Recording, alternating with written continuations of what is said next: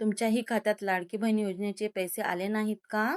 आणि आता सगळीकडे एकच चर्चा चालू आहे, न्यू ई-केवायसी पुन्हा सुरू झाली का? काही महिलांना पैसे मिळत आहेत तर काहींचे थांबले आहेत. मग नेमकं कारण काय?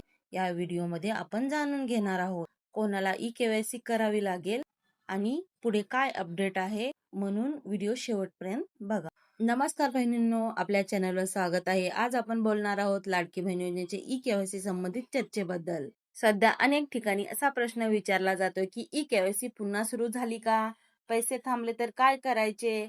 सर्वात आधी कुठलीही माहिती मिळाली तर ती अधिकृत अपडेटशी पडताळून पहा आणि ज्यांच्या खात्यात पैसे आले नाहीत त्यांनी अर्जाची स्थिती तपासा. बँक खाते आणि आधार कार्ड लिंक तपासा. मोबाईल नंबर सक्रिय ठेवा. जर पुढे काही अधिकृत सूचना आली तर त्यानुसार प्रक्रिया करा.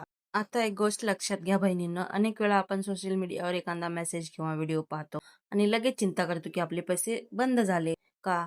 पण प्रत्येक माहिती खरी असेलच असं नाही ना. जर तुमच्या खात्यात अजून पैसे आले नसतील तर घाबरायची गरज नाही.